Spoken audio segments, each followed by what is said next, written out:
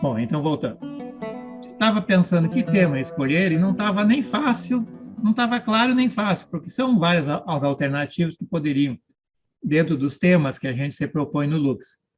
E aí me veio na mente a gnose da vida. Eu escrevi a gnose da vida e aí eu pensei, e os mensageiros da luz? Aí depois anunciei, ficou o tema. Aí depois é que eu fui me dar conta que esse tema tem tudo a ver com os essênios, com os mandeanos, com Mani. Então esse é o tema que acabou saindo e ficou bem interessante. Então deixa eu ir para ele agora. Então ele ficou assim com título e subtítulo. Então, a gnosis da vida, que foi a primeira ideia que veio. E os mensageiros da luz. Então, nós vamos fazer hoje uma pequena celebração focado na vida, focado na luz, num período do planeta, num período do Brasil, de trevas, de perturbação, de confusões. Até achei bom e interessante a gente pensar, meditar, refletir sobre a luz universal, sobre a vida plena, a grande vida. E ficou um tema que eu vou começar, então, com João Batista, os essênios e os mandeanos, que é século I AC, indo até o profeta Mani, no século III DC. A gente trata muito desses temas da antiguidade porque autores mais atuais são mais conhecidos, mais acessíveis. E eu prefiro ir lá nas origens, no começo das coisas, como era, como deveria ser, autores importantes, porque essas grandes almas continuam trabalhando século após século. Então a gente percebe a linha, o foco que eles trabalharam. Então aí é o assunto e como anexo, já que nós vamos falar dos mandeanos e do Mani, a relação do filósofo e gnóstico Bardesanes, o seu filho Paulo de Samosata, vinculado com o maniqueísmo e a gnosis no sufismo, Marifa e gnosis. Então, parece três títulos, mas é tudo uma coisa só. Então, vamos adiante. A gnose da vida, os mandeanos, que depois já vou explicar. Os mandeanos surgem a partir dos essênios, e aí, então, há um fluxo desse gnosticismo, do século I AC até o meio do século III DC. Os gnósticos essênios, os gnósticos judeus, da tradição de Sete, por isso, setianos, o famoso João Batista, Jeschu ben Pandera, em latim Jesus, o famoso Simão Mago, discípulo de João Batista e de Jesus, o João Gnóstico, do livro que a gente publicou, enfatizando esse João que foi discípulo de João Batista e de Jesus, e o João que trabalhou com a gnose também. Tiago, Tomé também foram gnósticos, e na sequência, Menander, Saturnilo, Apolônio de Tiana, Paulo, mas não o Paulo bíblico oficial, o Paulo gnóstico, o Paulo que circulou nesses ambientes, Basílios em Alexandria e outras regiões, e aí é século final do século I DC, chega o grande Valentino, século II, início do século II DC, Valentino, Teodotos, Ptolomeu, Heracleon, são filósofos, são gnósticos, são neoplatônicos, são cristãos, tudo ao mesmo tempo, e essa sequência vai dar num personagem que é da escola do Valentino, chamado Axionicus, que viveu na Síria, viveu em Alexandria, ele passou por lá, viveu em Antioquia, e ele foi ligado a Bardesanes. E aqui também eu já estou preparando o nosso livro futuro, e mais adiante hoje eu vou tocar de novo. Então, Bardesanes, Paulo de Samosata, Samosata é uma cidade, e chegando no grande Mani. Mani é um personagem hoje mais conhecido, no passado foi muito criticado, o famoso herético, o maniqueísmo. Só que, por favor, não vamos entender como o dicionário de português entende. Aquela dicotomia, bem e mal, e fica por isso. Mani é o profeta da luz. E eles tinham na filosofia deles o o uno, não dual, além da dualidade. E depois tem luz e trevas e o mundo que se manifesta. Então, o dicionário, qualquer dicionário em português, diz bobagem quando fala do Mani. Bom, então isso vem na sequência. Então, tudo começa hoje a partir dos nazarenos da Galileia, que um dos nazarenos fundou os essênios. Dentro dos essênios haviam alguns gnósticos, nem todos eram, mas haviam filósofos, haviam gnósticos da tradição egípcia e babilônica ao mesmo tempo. E o famoso Yohanan ben Zakkai, Zacarias, que a gente chama mais facilmente de João Yohanan o Batista. A partir dos essênios, a partir do Batista, vai surgir posteriormente um grupo que são os mandeanos. Manda é uma palavra aramaica que gerou mandeanos. Então, os mandeanos e os gnósticos ofitas. São dois grupos paralelos. Primeiro é um só. São os essênios e os mandeanos, depois se divide em dois grupos. Continua existindo os mandeanos e vai surgir o grupo dos discípulos de Jesus, os gnósticos cristãos ofitas. Então, nós temos essênios, o mestre da retidão, Dositeu, que é pouco conhecido, mas é importante, João Batista, Elazar ou João, discípulo de Jesus também, Simão Mago, o próprio Jesus e vários outros. E aí, para a gente entender o porquê que eu vou começar nessa parte mais antiga, é que os essênios se subdividiram em dois ramos. Um ramo que era judaico, que era essênio, que era as ideias básicas do mestre da retidão e de João Batista. Então, é a letra A aqui. Os nazarenos, essênios, mandeanos. Mas quando Jesus sai dos essênios e vai para a Galileia, vai surgir um grupo mais cristão. Então, são os gnósticos, ofitas, ófios, a sabedoria, e são mais cristãos. Os mandeanos são mais ligados à tradição mística e esotérica do judaísmo. Não é um judaísmo oficial. Eles eram heréticos para a sinagoga de Jerusalém. Mas, ao mesmo tempo, eles eram ligados a uma tradição muito importante. Então, nós temos mandeanos e temos os gnósticos cristãos. E aí, por que mandeanos? É a palavra gnosis, que é grega em aramaico. A palavra gnosis é equivalente à palavra manda. Manda que dá, então, mandaeanos. Em grego tem aquela vogal que é o A e o E. Então, em grego é mandaeanos. Mas em português não temos aquela vogal, então ficou mandeanos. Mas é a mesma ideia, o mesmo grupo. Então, a gnosis, e gnosis aqui eu sempre escrevo, no passado eu já escrevi como está em português, gnose, mas nunca mais fiz isso. Gnosis, para a gente se aproximar, é uma transliteração do grego, mas para se aproximar da palavra grega. Sabedoria, compreensão intuitiva, clareza de percepção, reta percepção, sabedoria profunda. Então, é a ideia da gnose, ou, ao mesmo tempo, uma sabedoria universal. Gnosis ou manda. E os mandeanos tinham esse termo, gnosis da vida. Esse é um termo deles. Eles invocavam a vida universal e a sabedoria universal. Então, eles se referem a gnosis da vida. Tem invocações, eu vou apresentar algumas passagens bonitas, invocação belas, profundas, e é muito semelhante à tradição do João Batista e dos mandeanos com o Mani. O Mani tem a ver com os mandeanos, tem a ver com os gnósticos cristãos. O Mani é herdeiro das duas tradições.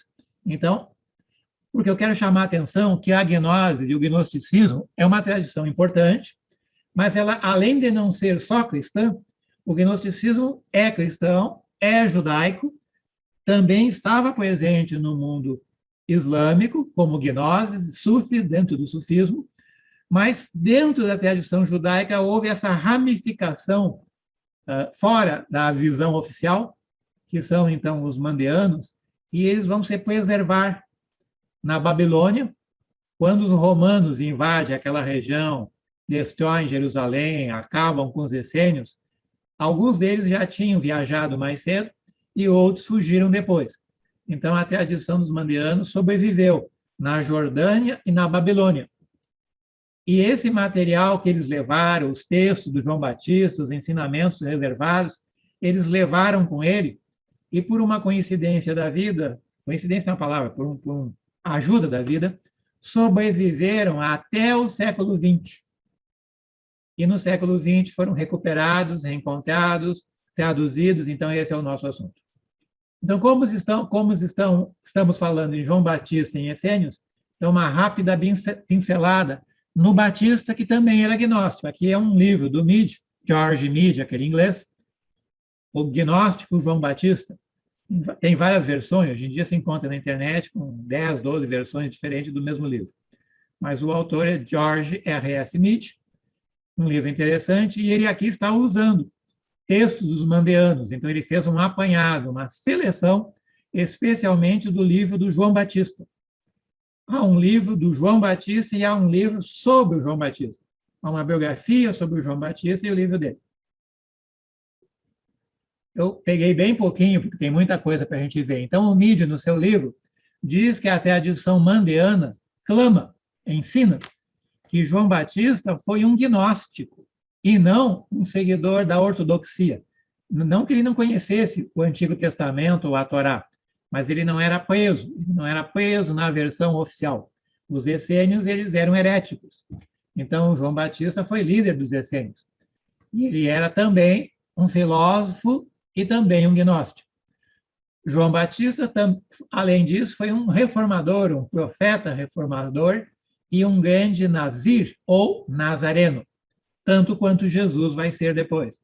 Nazareno é a linhagem, é a tradição, os antigos nazarenos, derivados dos caldeus. João Batista batizou Jesus, como sabemos, mas batizou num rito dos nazarenos, e aí Jesus tornou-se nazareno. Jesus, vírgula, o nazareno. Era um rito dos nazarenos que sobreviveu nos essênios. Era um rito de iniciação. E esses nazarenos foram chamados de batistas, não apenas o João Batista. Todos os essênios que eram introduzidos na comunidade eram batistas. O mundo árabe vão chamar eles de subas.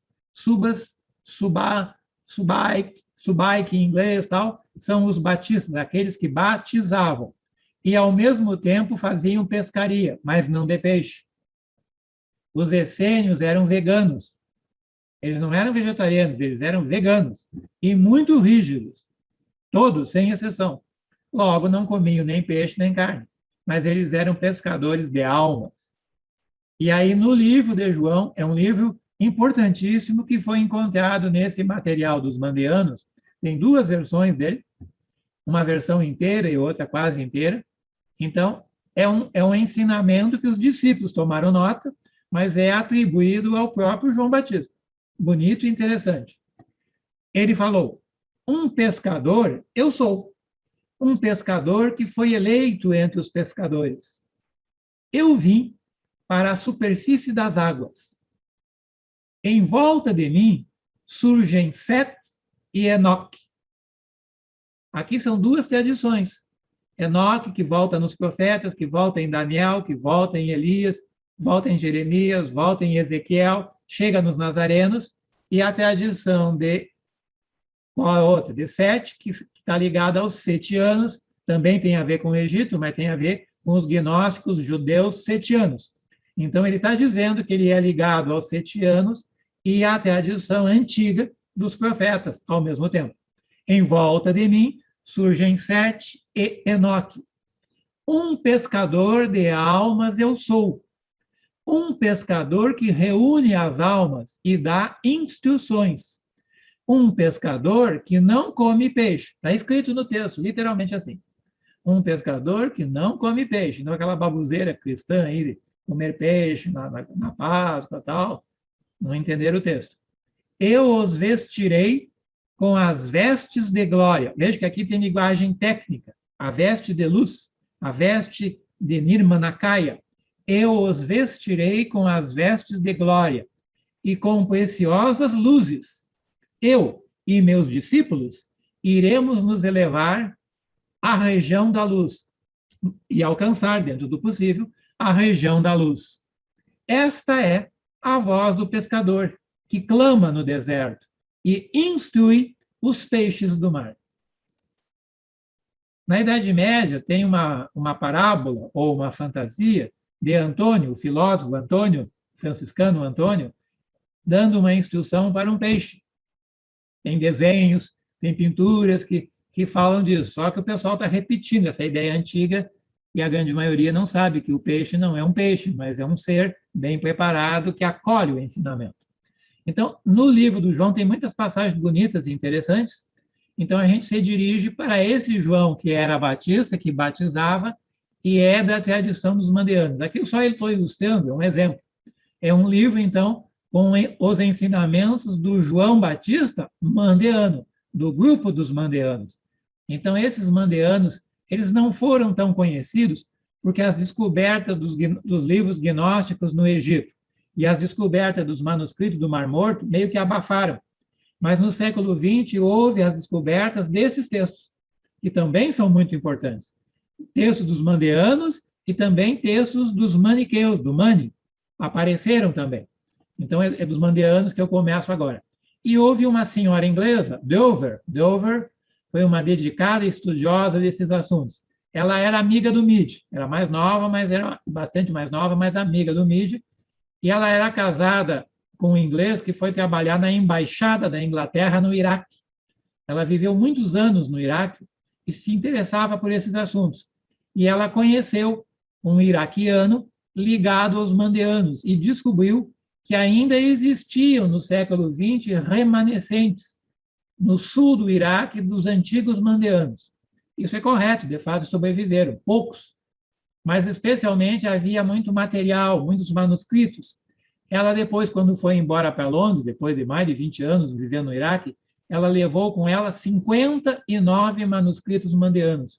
Traduziu vários, publicou alguns deles, livros bem sérios e bem importantes. E aqui ela fez esse livro sobre os mandeanos do Iraque e do Irã, mas especialmente no Iraque.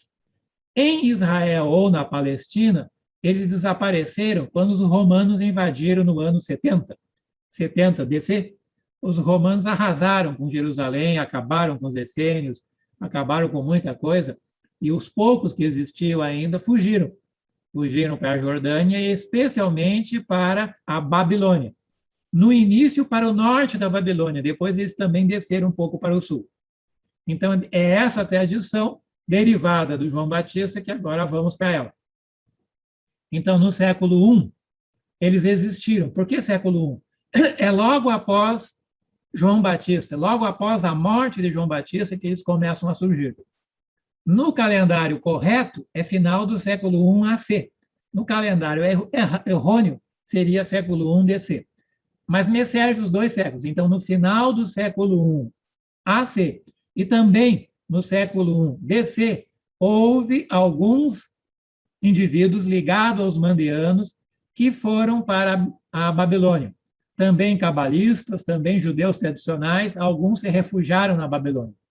Então, mandeanos também foram. Mandeanos, Mandai, Suba e Nassurai, que é uma palavra derivada de nazarenos.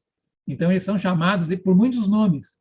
E havia uma montanha simbólica na Babilônia, a Montanha dos Mandai, a Montanha dos Mandeanos, localizada numa região chamada Arangavaita. E ela diz, os mandeanos que viviam no sul do Iraque no século XX me afirmaram que os seus ancestrais migraram do norte da Babilônia para o sul. Após a morte de João Batista, então, alguns deles se refugiaram na Babilônia. Havia lendas e tradições que eles moraram no norte da Babilônia, e numa região chamada Arã. Em Arã havia mandeanos, e lá foram traduzidos textos do grego para o aramaico. Mais tarde vai aparecer um livro muito importante chamado Ginza, que é um livro dos mandeanos. E o Ginza se refere a esse local, Arã. Aqui eu estou apresentando um mapa que eu mesmo, junto com a Jane, isso aqui é um mapa montando, uma montagem que a gente fez de dois mapas diferentes, botando os locais aqui. Esse mapa vai estar no livro nosso sobre o Bardesanes. Eu queria que vocês consigam enxergar meu mouse, se possível. Estou mexendo o mouse aqui na Mesopotâmia. Em cima da palavra Mesopotâmia, nós temos... Eu estou usando com um R só, às vezes se escreve com dois, ou com um R ou com dois. Arã ou Arã. Está aqui. Acima de Arã está Edessa, onde vivia o Bardesanes, e um pouquinho acima, Samosata, onde o filho dele viveu. Depois, o filho dele veio com a esposa para o sul. O filho do Bardesanes foi viver no sul, nesse mesmo lugar que os textos ainda sobreviviam no século XX. Então, o filho do Bardesanes, no final do século II e comecinho do século III, foi viver no sul da Mesopotâmia. Mas, no início, eles se refugiaram nessa região de Arã. Bardesanes viveu nesse local e aqui havia um santuário importante. É dito que havia uma tradição dos mistérios. ensinamentos antigos e importantes em Aram. Então, é esse o local aonde foi também mandeanos sobreviverem. Aí, só para entender que hoje em dia tem estradas e jornadas que você faz, Damasco, vai subindo, passa por Alepo, na Síria, e vai para Aram. Aram, então, fica no meio dos dois rios, o Eufrates e o Tigres, e temos aqui no mapa do Iraque, mais ao sul, Basra e algumas regiões vizinhas aqui, é onde poucos mandeanos com seus manuscritos sobreviviam. É claro que depois, com as guerras, aí, as invasões americanas, não sobrou nada. Não sobrou nem xiitas, nem mandeanos, um ou dois que sobreviveu fugiu para muito longe, com certeza. Então, mas a Dover foi para lá em 1928, 30. Então, era um período anterior e ela teve acesso a esse material. Alguns escritores recentes falam o que ela disse, que há um manuscrito antigo, esse Arangavaita, que é o nome do livro que ela deu, que fala, então, da jornada de mandeanos para a Babilônia. E aí, então, nós vamos ter alguns tratados dos mandeanos. O Ginza, que é o mais conhecido, chamado também de Tesouro de Ensinamentos. É um livro que está aqui embaixo, é ele, o Grande Tesouro. Há um famoso livro das liturgias ou orações, um livro grosso, volumoso, que a Dover traduziu, e havia uma outra tradução em alemão. Muito bonito, com belas invocações, o livro do João, o livro de Abatura é da hierarquia da manifestação do universo, o grande mundo e o pequeno mundo, o macrocosmos e o microcosmos, eles chamavam de grande mundo e pequeno mundo. O próprio Aram aqui, o livro das almas, a jornada das almas, a viagem das almas, e também o livro do zodíaco. Os essênios, os mandeanos, viviam perto da Babilônia, então a tradição astrológica babilônica eles conheciam. No século XIX, um alemão publicou o livro do Tesouro, Ginza, em em latim. Traduziu para o latim, 1867. Em 1925, foi traduzido para o alemão. E somente bem mais tarde, já agora no final do século XX, que ele foi traduzido e finalmente publicado no começo do século XXI em inglês. Essa aqui é o volume 1, parte 2, o Grande Tesouro, o Grande Livro. Bom, mas eram então 56 manuscritos que ela levou para Londres, onde ela vivia. O Ginza, as liturgias ou invocações ou orações e o livro do João, esses três são os mais profundos, mais importantes, mais usados. Então, nós começamos com essênios, João Batista, mandeanos, que também são chamados de sabiãs, sabaeus. Tem aquela famosa rainha de Sabá, lá no Iêmen, hoje em dia seria no Iêmen, é ligada a essa mesma tradição. Os subas, tudo isso significa os batistas, os que batizavam. O Alcorão também cita os al-Sabiun, que são eles, mandeanos vivendo junto com judeus e cristãos. Mas também são nazarenos, também são nazuraia, e também são gnósticos. Tudo é sinônimo. Ou nazareus. Os nazareus é o círculo interno dos mandeanos, porque eles são derivados dos nazarenos, da cabala dos nazarenos, e eles preservavam alguma coisa dessa tradição. Mas, ao mesmo tempo, para a religião judaica oficial, eles eram heréticos. Então, é também uma heresia, derivados dos batistas. E foram para a Babilônia no século I AC e no século I DC. E manda é Gnosis, a suprema divindade. Muitos dos poemas são invocações e eles começam geralmente dizendo: em nome da grande vida, em nome da Gnosis da vida. E aí começa o ensinamento. Aí eu botei um exemplo aqui. Opa, troquei sem querer. Botei um exemplo aqui do ensinamento.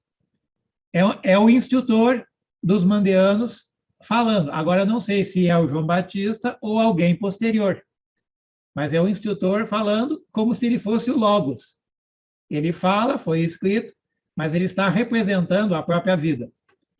Eu batizei a mim mesmo, um autobatismo. Meu batismo irá proteger-me.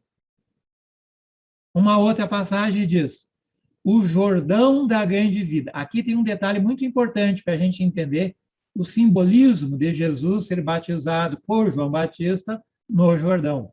A palavra Jordão não é apenas o rio.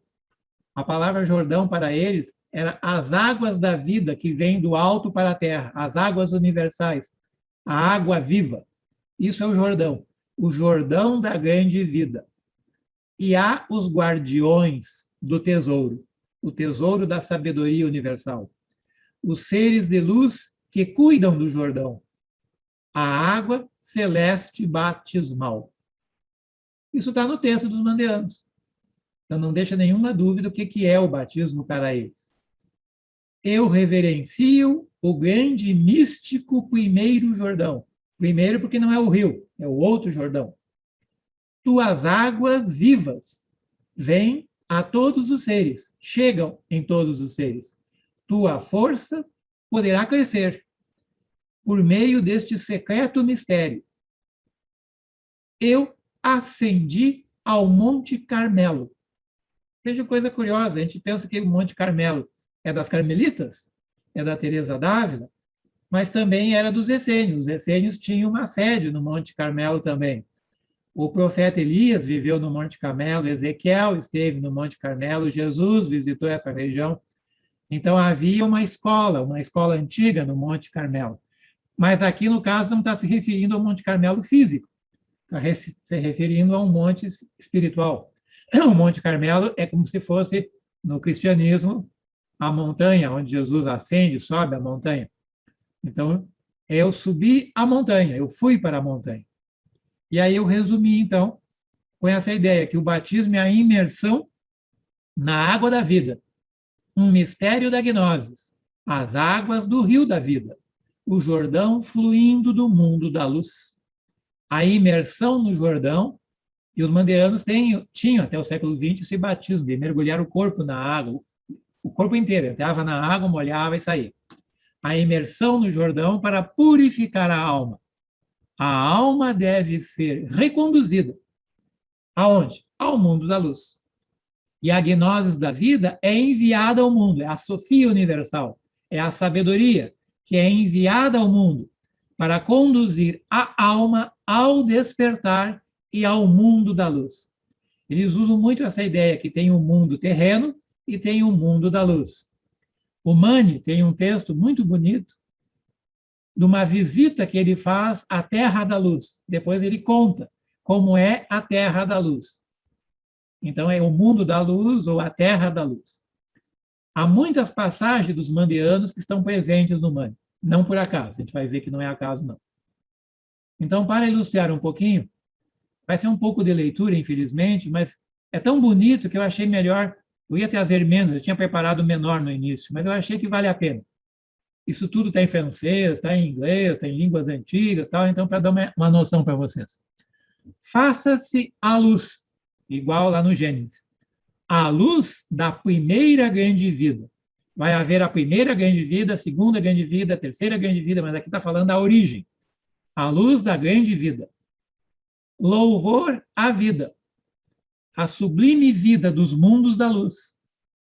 A gnoses da vida. Fonte da vida. Tem gnoses e tem luz e tem vida. Sublime e magnífica luz, tu és pura pérola. Na sequência, vamos ver o hino da pérola que estava no Tomé e no Bardesanes. Um hino gnóstico, o hino da pérola. A pérola que é a própria alma, que é o próprio espírito. Tu és a pura pérola, a qual ilumina os corações. Luz para o despertar das almas. Ela é a grande radiação. Luz sem limites, luz universal. O grande mistério da radiância. Nós vamos ver no mundo judeu, na Cabala, o Zohar e o livro Bahir, que significa esplendor, luzir, radiar. Então eles falavam, o mistério da luz que se expande. Luz e glória, de quem a gnoses da vida emanou, e de quem os nobres filhos, os filhos da luz, procederam. Os essênios usavam muito esse termo, os filhos da luz, em contraposição aos filhos da escuridão. Então, os filhos da luz têm essa mesma origem. A vida criou Yavar, o filho da luz e da vida. É um nome simbólico aqui. O grande mistério, a coroa da radiância. Todos os mundos louvam a poderosa primeira vida. Em grande radiância eu estou imerso, porque a luz é universal. Eu estou dentro desse oceano universal. E aí eu fiz um resuminho aqui, que é meio complexo, então tentei simplificar. A hierarquia da luz, segundo os mandeanos.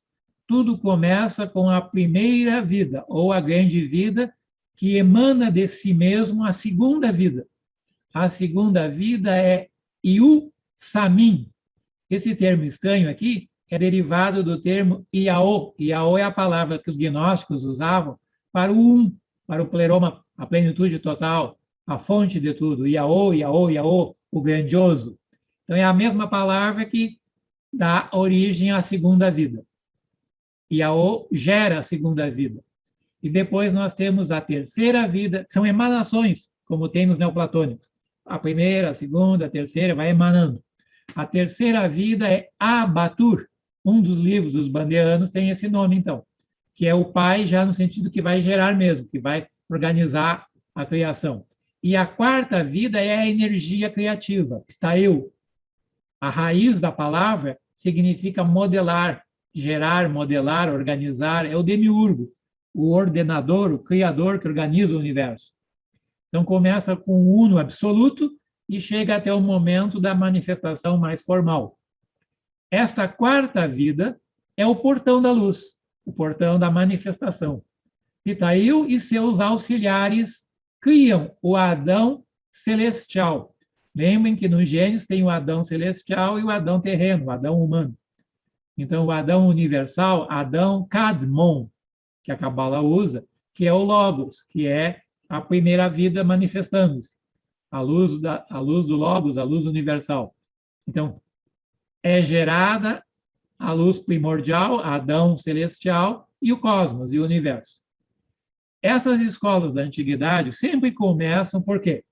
Elas começam pela cosmogonia, e depois vem a cosmologia. E a metafísica é uma decorrência. O todo levando a parte, pelo universal chegando ao particular.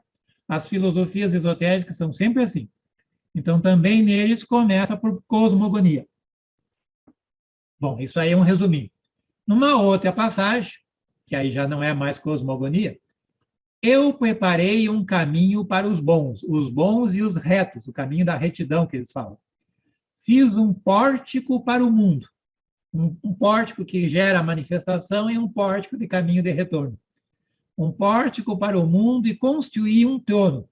Aquelas imagens judaicas do ancião no trono aparecem aqui neles. Um trono na entrada do pórtico. Um trono para os bons. E coloquei muita luz nesse trono. E, ao mesmo tempo, uma torre de vigia, um guardião celestial.